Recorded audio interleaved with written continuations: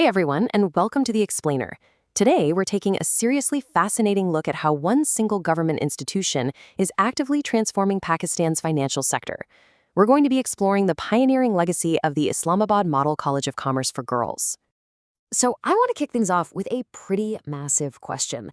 How do you actually change the face of an entire nation's financial sector? You see, historically, corporate spaces, banking, and accounting in Pakistan were heavily male-dominated. And to change that, well, you don't just need a new policy on a piece of paper. You need a pipe wrench. You literally need an institution built from the ground up to solve that exact problem. Okay, let's dive right into this. IMCCG F-10/3. It's not just your run-of-the-mill high school. It's a highly specialized public sector women's college, established specifically to promote commerce and management education. Its core mission? To directly tackle that gender gap in those historically male-dominated fields. This was a very deliberate, targeted government initiative right in the heart of the capital city. Here is our quick roadmap for today's explainer. Number 1, bridging the gender gap. 2, academic pathways and affiliations. 3, campus life and structure. And 4, a legacy of empowerment. Let's get right into it. Starting with Section 1, bridging the gender gap. Addressing the professional void. If we look at how this evolved, it's actually brilliant. Back in the 1960s and 70s, Islamabad introduced this general-purpose model college concept for the residents of the newly built capital. But as we move into the 1990s, the government noticed this massive void in professional female participation in finance. So the F-10/3 campus was designated specifically for commerce. And by the 2000s, it successfully expanded into offering full-fledged BS and MCOM degree programs to solve this very specific socioeconomic problem. Section 2. Academic pathways and affiliations. Let's move to and see how this builds the modern workforce. To make absolutely sure these graduates are fiercely competitive, the college structured a really purposeful dual pathway system. It kicks off with the FBISE intermediate tier. These are your ICOM and ICS programs that build crucial foundational skills right out of high school.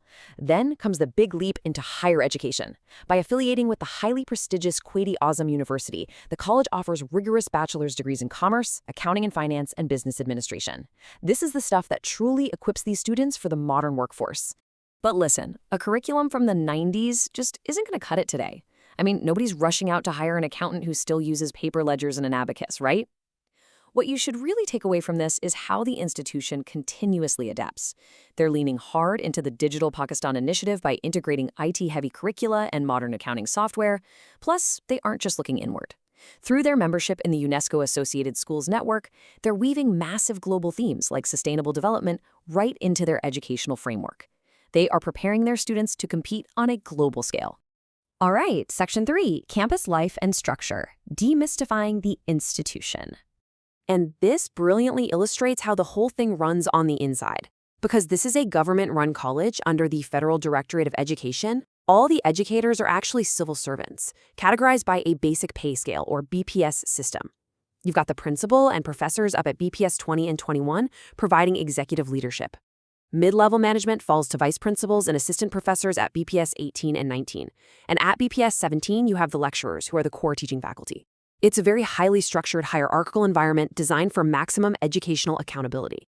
Now, what's really interesting about this slide is this number right here, 20,000 Pakistani rupees. That is the approximate maximum per semester fee for their rigorous BS programs. Think about that. Because this is a government institution, the education is incredibly subsidized. This is an absolute game changer for accessibility in the region. It literally means young women from lower and middle income families have a direct, remarkably affordable pathway to premium professional careers that might have otherwise been totally out of reach. Let's follow the money here. What exactly do those highly accessible, subsidized fees unlock? Well, they fund an incredible ecosystem for the 1,500 to 2,000 enrolled students.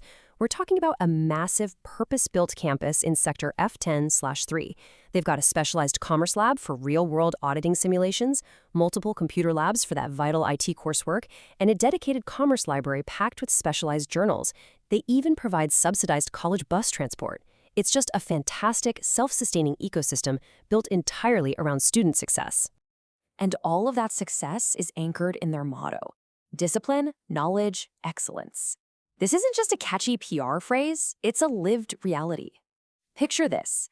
Thousands of young women on campus, united in a strictly enforced white shalwar kameez uniform. This thematic uniformity completely strips away socioeconomic visual barriers and fosters this deep, deep academic focus. Throw in an active student council and a strict proctorial board to maintain order, and you've got an environment where discipline literally drives excellence every single day. Which brings us to our final section, Section 4, A Legacy of Empowerment, the financial leaders of tomorrow. So the crucial point is, what actually happens after these students leave the campus? The post-graduation realities are pretty amazing to see. These women are stepping directly into national banks and massive multinational corporations. They're pursuing highly demanding careers as chartered accountants. Many are even serving in the civil services of Pakistan. And the best part? They don't leave their values behind. Alumni actively promote community service through welfare drives and blood donation camps. They're quite literally changing the socioeconomic fabric of their entire country. It really all circles back to this one foundational motto: education for empowerment. Just imagine the profound impact of thousands of women having walked those halls together in their white shalwar kameez, graduating, and confidently stepping right into traditionally male-dominated fields like auditing, banking, and corporate finance. This isn't merely an academic education. It's a profound, real-world structural shift in societal empowerment and inclusion. Which leaves us with this final, rather provocative thought. As specialized education continues to transform local industries, how will the next generation of women go on to redefine the global economy?